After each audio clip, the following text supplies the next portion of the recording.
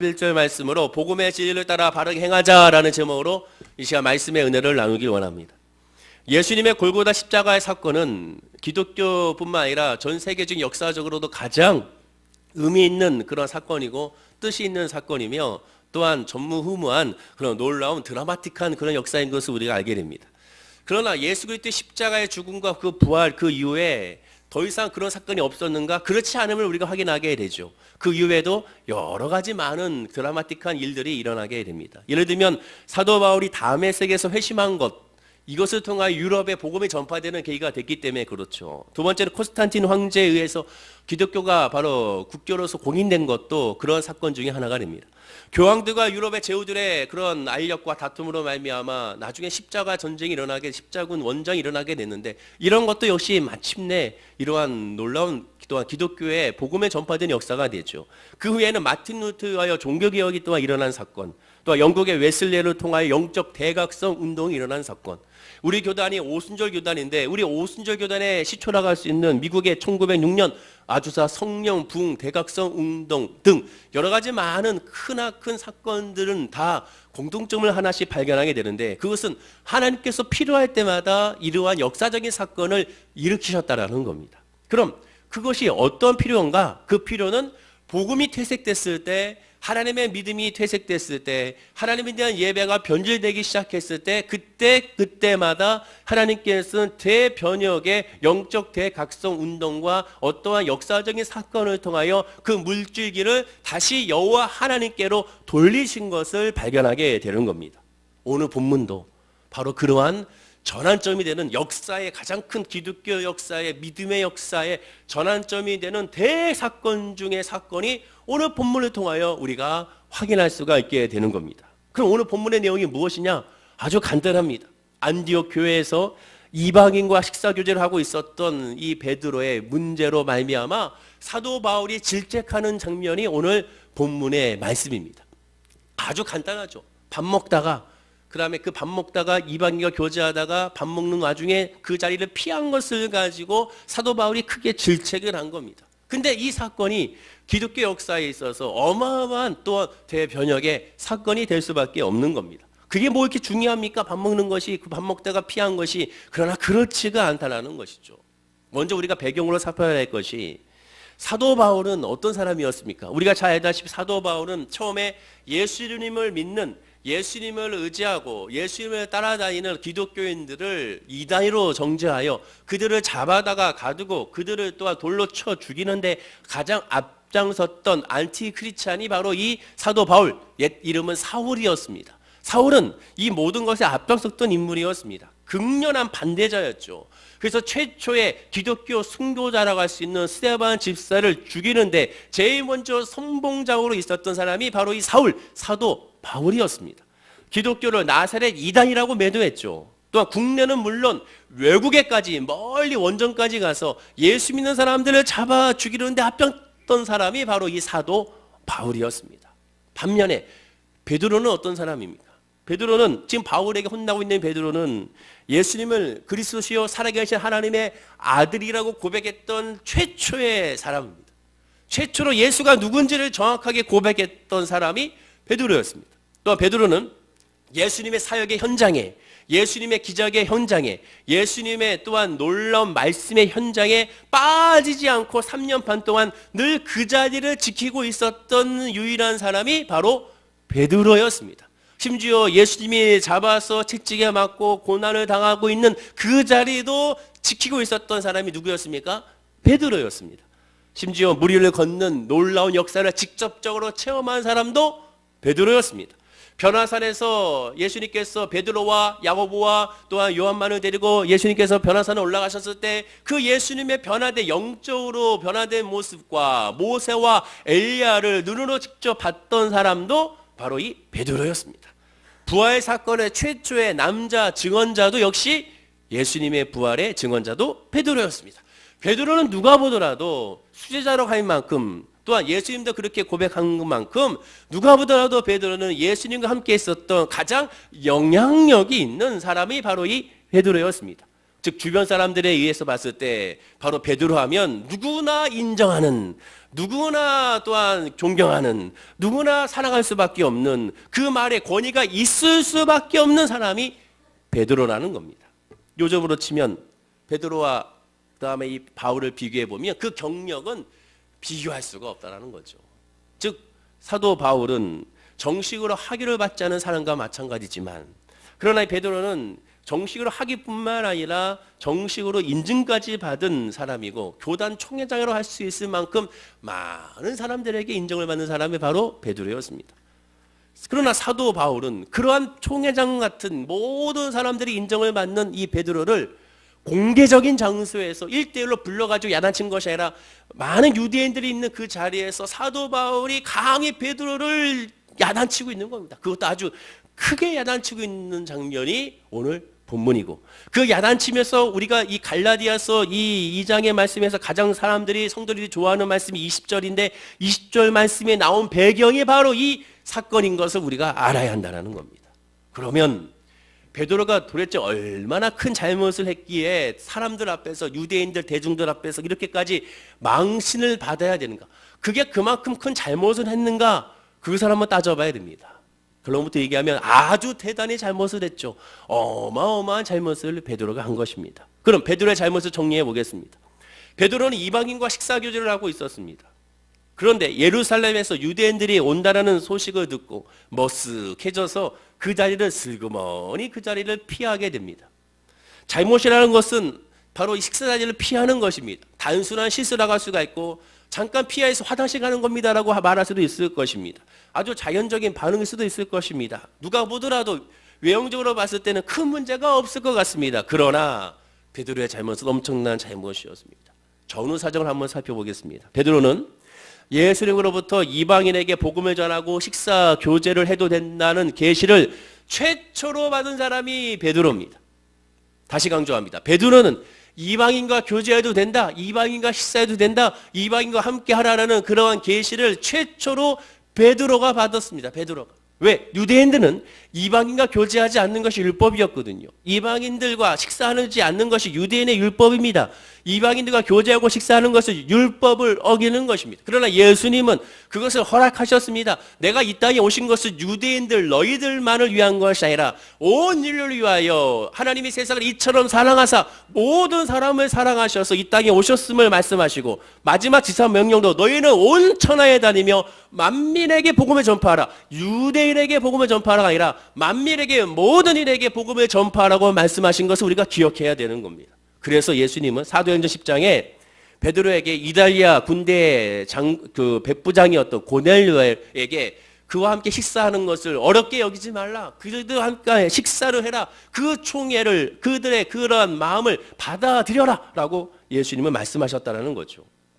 사도행전 10장에서의 이 장면은 유대인과 이방인과의 교제에 한마디로 물꼬를 뜨는 첫 번째 첫 장면인 것을 보게 됩니다. 아주 역사적인, 유대인들의 입장에 봤을 때는 말도 안 되는 아주 고무적인 그러한 장면인 것을 보게 되죠. 그렇다면 당시 이방인과 식사를 할 수 없었는데 베드로가 같이 그냥 식사한 것인가?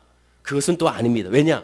지금 식사하고 있는 장소가 어디냐? 예루살렘, 유대의 예루살렘 교회도 아니고 안디옥 교회인 것을 분명히 성경은 밝히고 있습니다. 안디옥 교회는 어떤 교회냐? 최초로 이방인들을 위한 교회가 안디옥 교회입니다. 이방인들을 위한 교회입니다. 이방인들에게 복음을 전파하며 이방인들을 위한 교회가 안디옥 교회입니다. 그러면 당연히 안디옥 교회가 이방인들의 교회면 이방인들이 많아야죠. 이방인들이 많은 것이 당연하죠. 제 노원교회 보면 탈북자들을 위한 교회가 있는데, 탈북자들을 위한 교회면 당연히 탈북자들이 많은 것은 당연한 것이죠. 안센에 가면 이주민들을 위한, 화성도 마찬가지 이주민들을 위한, 외국인 노동자들을 위한 그런 교회들이 많이 있는데, 그 교회 가가지고 왜 여기는 이주민들이 이렇게 많습니까? 외국인 노동자들이 많습니까? 말할 수 있습니까? 말할 수 없죠. 왜? 그 교회의 태생 자체가 이주민들을 위한 교회고 탈북자들을 위한 교회이기 때문에 당연한 것입니다. 안디옥 교회도 마찬가지입니다. 이 교회가 태생적으로 이방인들을 위한, 이방인들의 복음을 전파하기 위한 교회이기 때문에 당연히 이방인들이 많을 수밖에 없는 것입니다. 완전 이방인들로 가득한 교회입니다. 이방인들이 많은 것이 전혀 이상할 수 없는 교회가 안디옥 교회고, 그들과 식사하는 것은 당연한 것이라는 것이죠.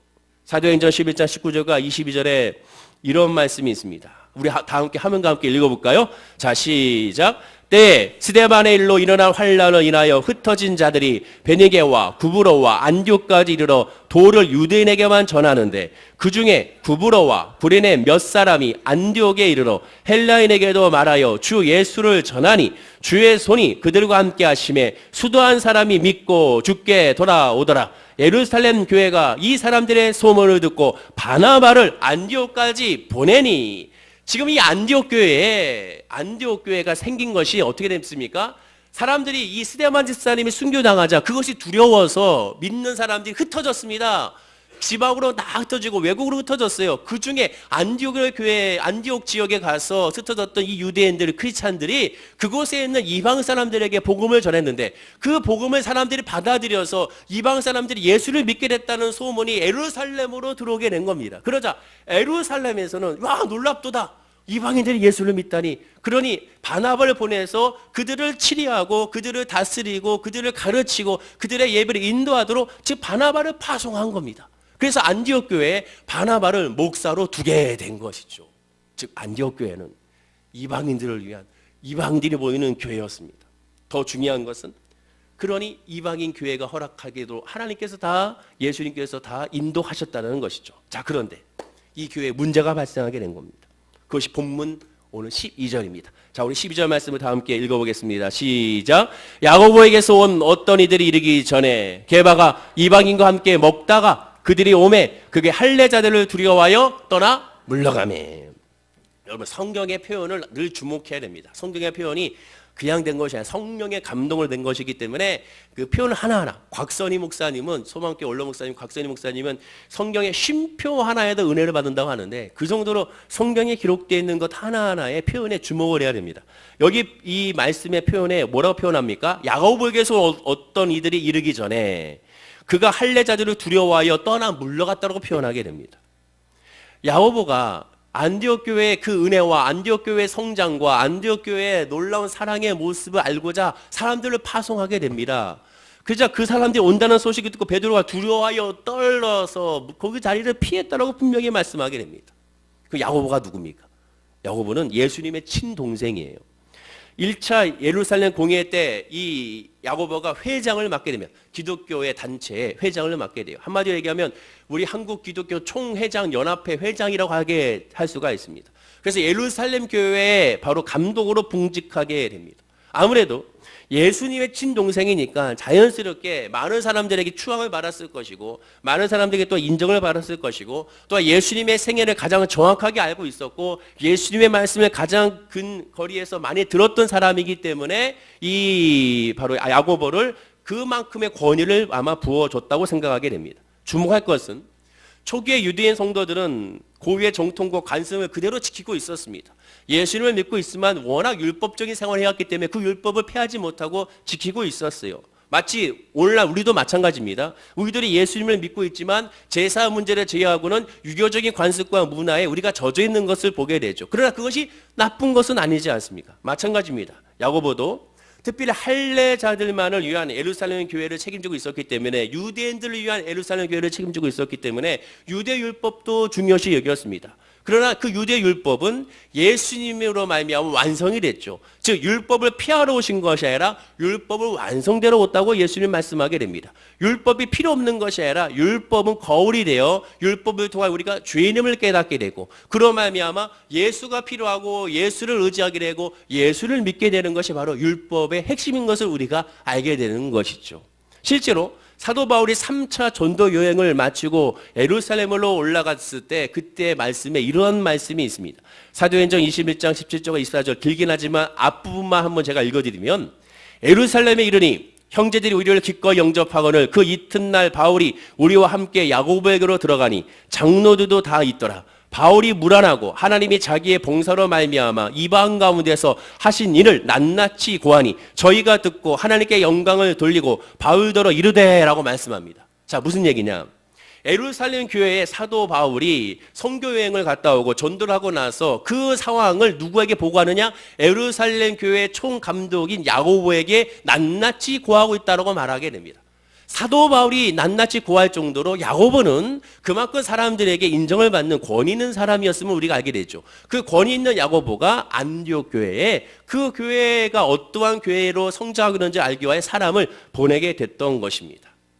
또한 당시 예루살렘 교회에 유대인의 수가 수만 명, 학자에 의하면 12만 명까지도 됐다고 하죠. 그러니까 예루살렘 교회가 어마어마하게 큰, 초대교회가 어마어마하게 큰 교회가 형성되고 있었고 거기에 야고보가 총감독으로 있었던 겁니다.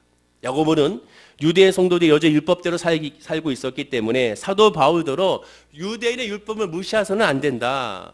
무시한다는 오해를 또 받으면 안 된다. 그래서 분란을 일으키면 안 된다라고 권면을 하게 됩니다. 그리고 사도 바울도 그것을 받아들이고 그 자리에서 떠나게 되죠. 그렇습니다. 율법은 사실상 나쁜 것이 아닙니다. 하나님의 율법은 선하고 좋은 것이고 아름다운 것입니다. 모든 하나님의 법은 결국 예수 그리스도 십자가를 의지하게 하고 예수님을 만나게 하는 그런 모습이기 때문에 그렇습니다. 그래서 사도 바울도 유대인으로서 개인적으로는 죄사함을 얻는 동물 희생제사법만 지키지 아니하고 나머지의 율법은 열심히 지켰습니다. 그 증거가 사도행전 21장 26절에 나와 있습니다. 우리 26절 말씀을 다 함께 한번 읽어볼까요? 자, 시작. 바울이 이 사람을 데리고 이튿날 저희와 함께 결례를 행하고 성전에 들어가서 각 사람을 위하여 제사 드릴 때까지의 결례에 망기된 것을 거하니라. 결례를 행했다. 즉 율법에 있는 행위를 따랐다는 것을 의미하게 됩니다. 사도 바울은 예수 중심의 신앙을 중시했으나 율법은 무시하지 않았습니다. 그리고 그 율법을 중요시도 여겼습니다. 고린도전서 9장 19절과 20절에 내가 모든 사람에게 자유하였으나 스스로 모든 사람에게 종이 된 것은 더 많은 사람을 얻고자 함이라. 유대인들에게는 내가 유대인같이 된 것은 유대인들을 얻고자 하며 율법 아래 있는 자들에게는 내가 율법 아래 있지 아니하나 율법 아래 있는 자같이 된 것은 율법 아래 있는 자들을 얻고자 하며. 율법을 폐기한 것이 아니라 율법을 무시한 것이 아니라 율법을 지켜도 된다. 그러나 율법 자체를 지킴으로 구원받는 것은 아니다. 잘못된 것은 아니다. 율법으로 말미암아 완성된다고 생각해서는 안 된다. 예수를 믿어야 된다. 율법으로 말미암아 예수를 발견해야 된다. 사도 바울은 그것을 말씀하고 있습니다. 그래서 유대인들에게도 복음을 증거할 때 율법을 무시하는 것이 아니라 율법을 지키면서 복음을 증거하는 것을 그가 사도 바울이 행하고 있다고 말씀하게 된 겁니다. 단 한 사람도 구원하기 위하여 그것을 지킨다는 것이죠. 단 죄성 있는 것을 지킨다는 것은 아닙니다. 죄로 말미암은 것을 지킨 것은 아니라 하나님을 섬기는 것을 지킨다는 것이죠. 예를 들면 우리가 교단이 나눠져 있습니다. 왜 교단이 나눠졌습니까? 예수 그리스도를 믿는 해석의 차이가 있어서 교단이 나눠진 겁니다. 장로교, 감리교, 침례교, 순복음이 나눠진 것은 예수 그리스도를 믿는 성경적 해석이 조금씩 다르고 그 방법이 조금씩 다르기 때문에 나눠진 것이지 그것이 틀린 것은 아니죠. 틀린 것은 아니라 방법이 다를 뿐입니다. 예수 그리스도를 구주로 영접하는 것은 동일하다는 것이죠. 마찬가지입니다. 율법이 잘못된 것은 아닙니다. 그러나 율법 위에 예수 그리스도가 있음을 알아야죠. 교단 위에 예수 그리스도가 있음을 알아는 것과 마찬가지라는 것입니다. 그러나 반면에 베드로는 이것도 저것도 아닌 어정쩡한 태도를 취하게 됩니다. 베드로는 야고보와 예루살렘 교회에서 자기를 어떻게 평가할지에 대해서만 염려했어요. 왜? 예루살렘에 유대인들이 온다고 하니까 자기가 이방인들과 식사하는 모습을 보고 행여나 자기를 책잡을까 봐 두려워했던 겁니다. 식탁에서 물러가 버린 행동이 불어올 엄청난 결과에 대해서 생각하지 아니하고 자기 자신의 평가, 자기 자신의 안위, 자기 자신의 그러한 모습만 관심을 가졌던 겁니다. 큰 사도임에도 불구하고 예수님의 수제자임에도 불구하고 예수님의 말씀의 뜻과 그것을 헤아리지 못했던 겁니다. 오직 사람의 비유에만 맞추려고 했던 것이죠. 갈라디아서를 기록한 사도 바울이 이렇게 고백합니다. 갈라디아서 1장 10절인데요. 우리 다 함께 한번 읽어볼까요? 화면과 함께 시작. 이제 내가 사람들에게 좋게 하랴 하나님께 좋게 하랴 사람들에게 기쁨을 구하랴 내가 지금까지 사람의 기쁨을 구하는 것이었다면 그리스도의 종이 아니니라. 복음은 사람을 기쁘게 하는 것이 아니라 복음은 하나님을 기쁘게 하는 것이다. 복음은 사람들이 원하는 것을 주는 것이 아니라 복음은 하나님이 원하는 것을 주는 것이다.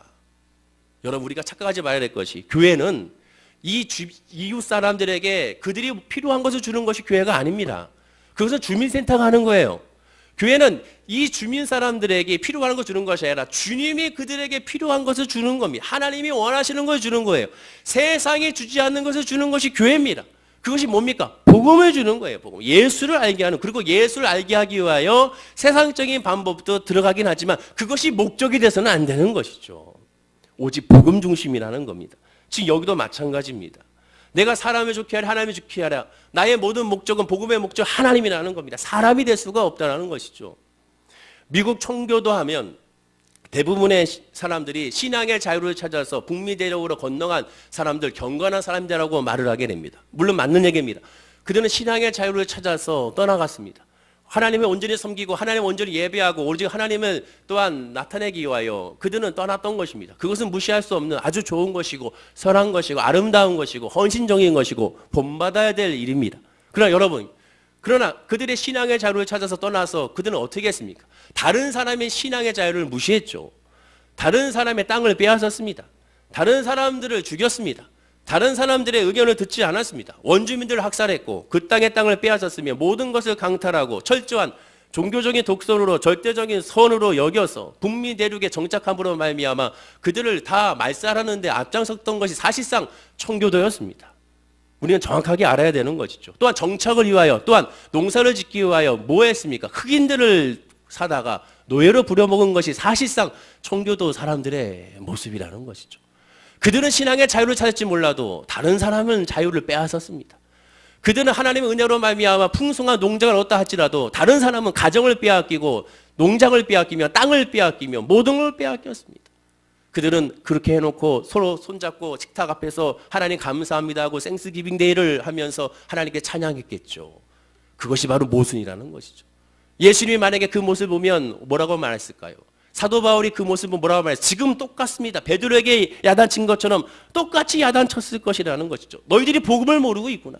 너희들이 예수를 모르고 있구나. 너희들이 하나님의 말씀을 모르고 있구나. 자기중심의 신앙, 자기중심의 예배, 즉 예수님이 바리새인들 향하여 너희들은 바로 독사의 자식이라고 말했던 이유가 뭡니까? 위선과 외식이지 않습니까? 하나님이라는 이름으로 말미암아 자기 것을 추구하는 것이죠. 마찬가지죠. 사실상 청교도들도 예수 이름으로 자기 것을 추구했습니다. 오늘날 그런 모습을 보인다면 우리는 뭐라고 얘기할까요? 침략이라고 얘기하고 말살이라고 얘기하고 반인도적인 것이라고 얘기하면서 인류를 배반한 것이라고 매도할 것입니다. 그러나 그렇지 않지 않습니까? 우리가 깨달아야 되는 것이죠. 더 정확히 말해 기독교인들의 침략에 반대하거나 종교적인 독재에 순종하지 않는 원주민들은 종교의 자유나 기본적인 인권을 다 없앴던 것이 청교도의 사실상 모습이었습니다. 정확히 말해 백인들을 제외한 타 민족과 종족의 인권은 없었죠. 그들이 예수를 믿으면 어떻게 됩니까? 예수를 믿으면 같이 그들의 사회에 들어갔습니까? 아니죠. 종족이 다르고 인종이 다르기 때문에 또다시 무시하고 차별한 것이 사실상 청교도들의 모습이었습니다. 예수 그리스도의 십자가의 은혜로 모든 것이 하나가 됐습니다. 더 이상 선민사상도 없습니다. 모두가 하나님의 자녀요, 모두 하나님의 택한 백성이요, 모두가 그 사람을 위하여 이 땅에 예수님이 오시고 죽으시고 부활하셨다는 것이죠. 그런데 지금 베드로가 그 예수의 십자가의 복음의 의미를 퇴색시키고 있는 겁니다. 그 십자가를 비켜남으로 말미암아 퇴색시키고 있는 겁니다. 더 큰 문제는 베드로가 어떤 사람입니까? 종교 지도자죠. 예수님의 수제자로 베드로의 한 모습, 베드로의 한 말 한 말에 많은 사람들은 영향을 끼칠 수밖에 없는 그러한 위치에 있는 사람입니다. 이 베드로의 모습을 보고 다른 유대 기독교인들이 따라했다는 것이 문제라는 것이죠. 오늘날도 마찬가지죠. 특별히 많은 목회자들에 대해서 여러분 기도해 줄 것이, 목회자들 한 사람의 목회자가 잘못된 판단, 잘못된 신앙관을 갖게 되면 그것으로 말미암아 그것을 따르는 많은 영적인 잘못된 부분들이 많기 때문에 그렇습니다. 성경이 어떻게 기록하고 있습니까? 본문 13절 말씀이 중요한데요. 다 함께 한번 화면과 함께 읽어보겠습니다. 자, 시작. 남은 유대인들도 그와 같이 외식함으로 바나바도 그들의 외식에 유혹되었느니라. 이 놀라운 말씀이죠. 남은 유대인들도 그와 같이 외식함으로, 지금 베드로가 이방인과 식사를 하다가 예루살렘에서 유대인들이 온다는 소식을 듣고 그 자리를 비켜나간 겁니다. 그 모습을 다른 사람들도 따라한 거예요. 근데 더 충격적인 것은 누구도, 바나바도 그들의 외식에 유혹되는. 바나바가 누구예요? 안디옥 교회의 한마디로 담임 목사입니다. 그런데 베드로의 행동을 그대로 유혹되어 따라하고 있는 겁니다. 아, 그래. 아, 내가 유대인이지. 내가 선민이지. 내가 어찌 저 이방인들하고 같을 수가 있어. 자기도 모르게 그런 판단한 겁니다. 청교도가 자유를 찾아서 신앙의 자유에서 떠나갔지만 내가 어찌 저 인디안들하고 같이 예배할 수 있어. 내가 어찌 저 흑인들하고 같이 있을 수가 있어. 그럴 수는 없지. 그거가 지금 똑같은 것이라는 것이죠. 안디옥 교회 내 모든 유대인들이 심지어 교회 담임 목사격인 바나바마저 베드로에 동조하고야 말았습니다. 즉 지금 이 상황은 사도 바울을 제외한 그 교회에 있는 모든 유대인들은 다 그러한 모습을 지금 보이고 있는 겁니다. 그러니 이 사도 바울이 놀라지 않을 수밖에 없고, 그러니 사도 바울이 이게 급하게 질책할 수밖에 없는 것입니다. 바울을 제외한 모든 사람들이 다 옛 모습으로, 외식의 모습으로 돌아가 버렸습니다. 자연스럽게 안디옥 교회는 당을 짓게 되어버린 겁니다. 교회 분쟁이라는 것이 그렇게 뭐 대단한 이유 때문에 이렇게 분쟁이 되는 것이 아닙니다. 아주 사소한 것에서 시작이 되죠. 고린도전서 1장 12절과 13절에 사도 바울이 이런 말을 합니다. 우리 다 함께 한번 화면과 함께 읽어볼까요? 자, 시작. 이는 다름이 아니라 너희는 각각 이르되 나는 바울에게, 나는 아볼로에게, 나는 게바에게, 나는 그리스도에게 속한 자라 하는 것이니 그리스도께서 어찌 나누었느뇨? 바울이 너희를 위하여 십자가에 못 박혔으며 바울의 이름으로 너희가 침례를 받았느뇨? 사람들이 바울을 외칩니다. 베드로를 외칩니다. 그러니까 바울이 말합니다. 야, 바울이 너희를 위하여 십자가에 못 박았느냐? 바울이 너희를 위하여 죽었느냐? 바울이 너희를 위하여 부활했느냐? 아니다. 오직 예수다. 바울은 인간에 불과하다. 바울을 추앙하지 말라. 베드로를 추앙하지 말라. 아볼로를 추앙하지 말라. 예수밖에 없다. 복음 안에 있다면 왜 사람을 바라보느냐? 복음 안에 있다면 예수를 바라봐야 되지 않느냐? 복음 안에 있으면 어찌 당을 질 수가 있느냐? 예수 안에 하나가 될 수밖에 없지 않느냐? 사도 바울이 지금 그 말을 하고 있는 겁니다. 바울은 오직 복음에 합당한 게 바로 서라는 것이죠. 예수를 바라보면 깨닫을 수가 있다는 겁니다. 정말 예수를 바라보면, 왜? 예수를 바라본다는 건 뭡니까? 자기 죄를 아는 것, 자기의 부족함을 아는 거고, 자기의 연약함을 아는 거거든요. 나는 잘했어요. 나는 잘못이 없어요. 무슨 소리입니까? 예수 십자가 앞에 다 죄인입니다. 아무리 세상적으로 의롭다 하더라도 예수 앞에서는 의롭지 못합니다. 재판에서 승리했다고요? 재판에서 승소했다고요? 예수 앞에서는 그것은 승소가 아닙니다. 예수 앞에는 다 우리는 죄인이요, 우리 다 부족하고 연약하여 다 예수가 필요한 존재라는 것이죠. 교회에서 싸움질하라고 예수님이 십자가에 죽으신 것이 아니라고 지금 사도 바울은 말하게 된 겁니다. 고린도전서 3장 3절과 4절에 한 걸음 더 나아가 이렇게 말합니다. 우리 다 함께 한번 화면과 함께 읽어보겠습니다. 시작. 너희는 아직도 육신에 속한 자로다. 너희 가운데 시기와 분쟁이 있으니 어찌 육신에 속하여 사람을 따라 행함이 아니리요. 어떤 이는 말하되 나는 바울에게라 하고 다른 이는 나는 아볼로에게라 하니 너희가 육의 사람이 아니리요. 너희가 육의 사람이 아니리요라고 말합니다. 즉 공동번역으로 보면 이 부분이 어떻게 해석하느냐? 세속적인 인간이 아니고서야, 너희들이 한마디로 믿음이 없기 때문에, 너희들이 불신자이기 때문에 이런 행동을 한다는 겁니다. 믿음이 없다는 거예요. 아니요, 내가 예수를 믿는데요. 그러나 하나님이 봤을 때, 예수님이 봤을 때는 아니라는 겁니다. 아무리 주여 주여 불러도 나는 널 몰라. 즉 예수님은 그 말씀하고 있다는 거예요. 성령에 속하지 않는 육신에 속한 사람이기 때문에 당을 짓는다는 겁니다. 그리고 하나님의 복음 안에서 엎드리지 못한다는 겁니다. 다시 강조하지만 안디옥 교회는 최초의 이방인 교회입니다. 이방인과 교제하고 식사하기 위한 교회입니다. 이방인들을 위한 교제입니다. 그리고 예수님은 이를 위하여 십자가 달려 돌아가셨습니다. 그것을 거부하지 않았으면 당연히 그렇게 해야 됩니다. 이제는 선민세상이라는 것이 사라졌습니다. 예수 십자가의 부활로 말미암아 그 보혈의 피로 모두가 택한 민족이고, 모두가 왕 같은 제사장이고, 모두가 소중한 존재라는 것이죠. 옆에 분에게 이렇게 축복하겠습니다. 당신은 소중한 존재입니다. 인사하겠습니다. 한 번 더 인사할까요? 나도 소중한 존재입니다. 인사하시기 바랍니다. 그런데 베드로의 너무나도 어리석은 행동 하나로 말미암아 화합의 길이 물 건너갔습니다. 교회 분열이 어마어마하게 파급 효과가 났습니다. 이것이 인간입니다. 인간은 자기에게 이로운 것이 있으면 그것을 그냥 아전인수격으로 확 받아들입니다. 그러나 나에게 좀 부족하고 나에게 좀 거부감이 있으면 그것을 그냥 어떻게든지 이 댐을 막아서 자기 합리화를 하는 것이 바로 인간의 모습인 것이죠. 바로 복음 이전의 사람들의 모습이 바로 그런 모습입니다. 예수님이 뭐라고 말씀하셨습니까? 막힌 담을 하셨네 하셨죠. 그 막힌 담이 뭡니까? 하나님과 우리와의 막힌 담을 하셨고 유대인과 이방인과의 막힌 담을 하신 겁니다. 이 두 가지의 의미가 있는 거예요.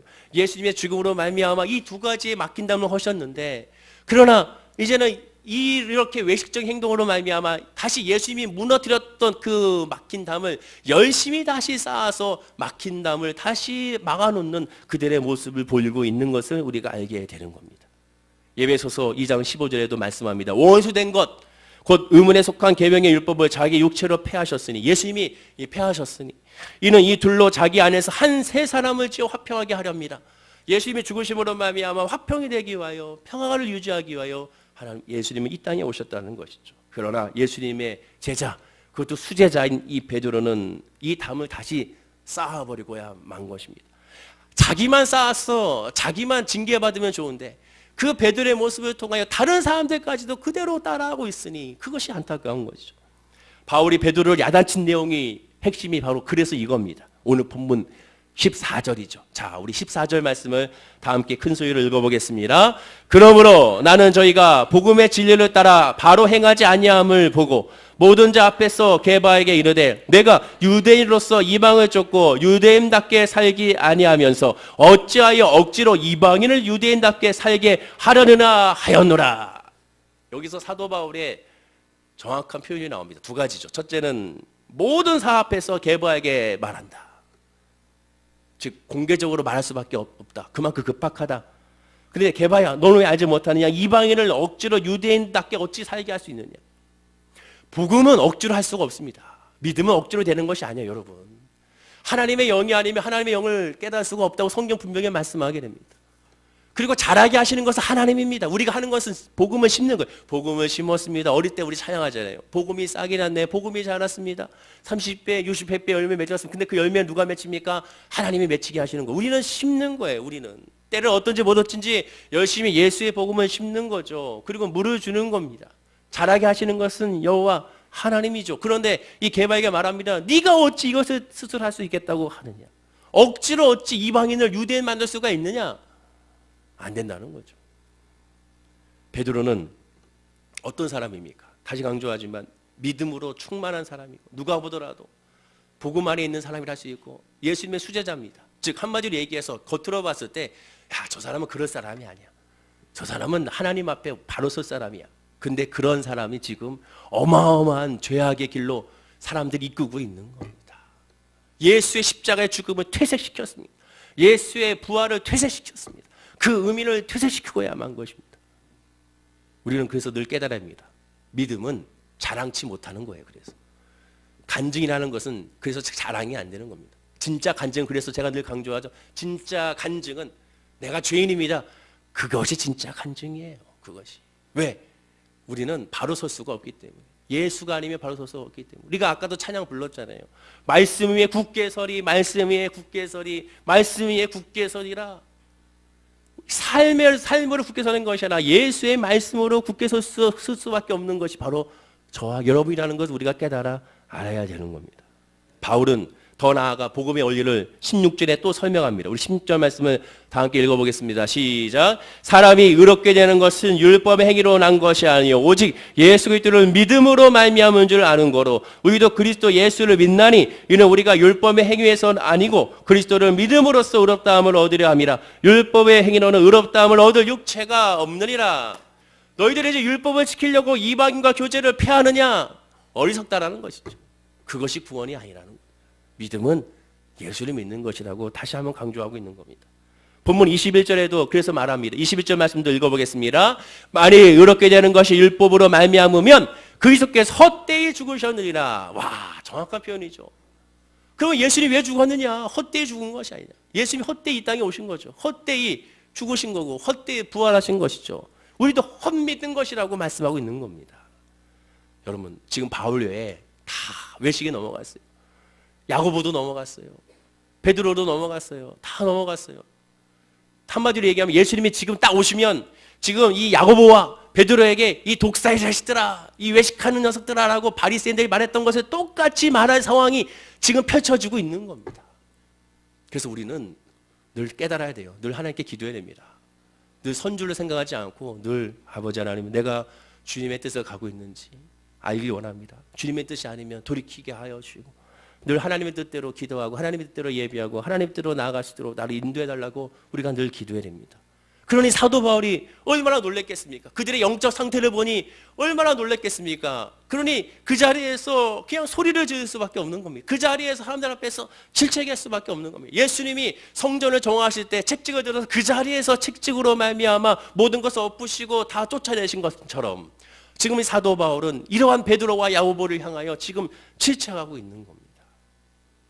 갈라디아서 1장 6절에 이렇게 말씀합니다. 이것도 마지막으로 읽어보겠습니다. 자, 시작.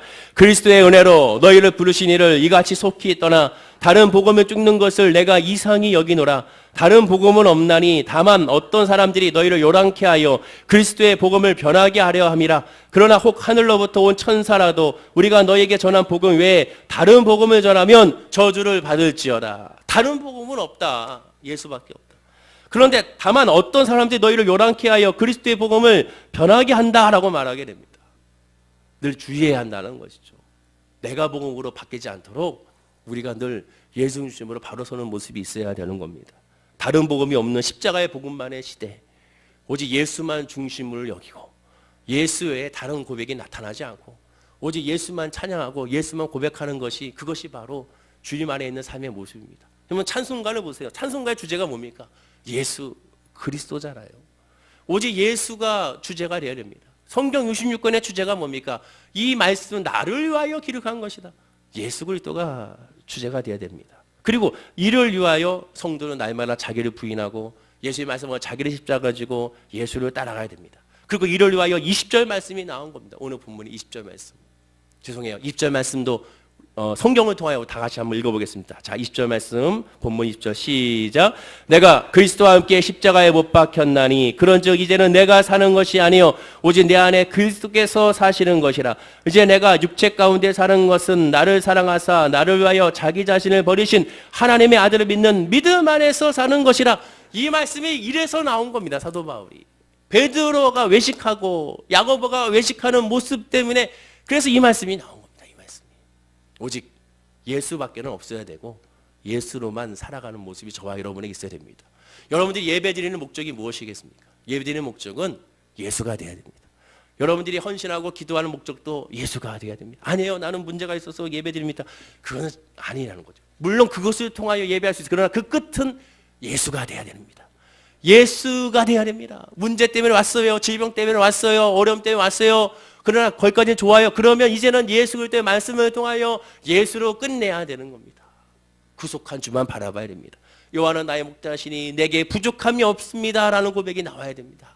이를 위하여 기도해야 되는 것이죠. 다른 복음은 없습니다. 그리고 그 복음 밖에는 우리를 승리할 것이 없음을 우리는 알아야 됩니다. 따라서 그 복음의 진리 안에서 바르게 행해야 됩니다. 우리 스스로가 기도해야 됩니다. 하나님, 내가 복음 안에서만 행하게 하여 주옵소서. 행여나 우리가 그럴 수가 있어요. 내가 하는 것이 복음으로 행하는 것인가? 아닐 수도 있습니다. 그래서 늘 점검하면 됩니다. 하나님, 만약에 내가 하는 모습들이 복음의 진리 안에서 벗어난다면 즉각 하나님께서 알게 하시고 돌이킬 수 있도록 인도하여 주시고 환경으로 역사해 주시고 또한 사람으로 역사해 주시고 내 마음에 특별히 역사하여 주셔서 주님의 길을 걸어갈 수 있도록 인도해 달라고 우리가 기도하게 되면 우리의 모든 삶 가운데 영혼의 자르고 범사가 자리와 강건한 축복이 우리 모든 성도님들 가운데 있게 될 줄로 믿습니다. 여백분에게 이렇게 축복하겠습니다. 복음으로 살아갑시다. 인사하겠습니다. 기도하겠습니다. 아버지 하나님, 다른 복음은 없다고 말씀하고 있습니다. 오직 그리스도의 복음밖에 없음을, 십자가 복음만의 시대가 지금 이 시대임을 알고 늘 성령의 인도하심 따라서 날마다 자기를 부인하며 십자가를 지고 오직 주님만 따라가는 우리의 신앙의 모습이 될 수 있도록 인도하여 주시옵소서. 오늘 말씀을 통하여 사도 바울을 제외한 나머지 모든 믿음의 사람들은 외식의 모습을 보였습니다. 그러나 그 사람들이 사도 바울의 말을 바로 받아들이지 못하고 깨닫지 못하는 그런 안타까움을 보이게 됩니다. 혹 우리도 그렇지 않은지요? 오직 주의 말씀 따라 오직 예수의 복음 따라 살아갈 수 있도록 우리를 깨닫게 하여 주시고 늘 성령으로 우리가 늘 하나님 발 앞에 설 수 있도록 은혜를 베풀어 주셔서 종교인의 생활을 사는 것이 아니라 믿음의 신앙인의 생활을 살아가는 우리 성도님들이 될 수 있도록 은혜와 은총을 더하여 주옵소서. 그리고 그 믿음으로 말미암아 구할 때, 그 믿음으로 다 맡길 때 우리의 삶도 인도하시는 하나님의 역사를 발견하게 하여 주옵소서. 감사드리며 예수님의 이름으로 기도드립니다. 아멘. 우리 말씀을 통해 기도하실 때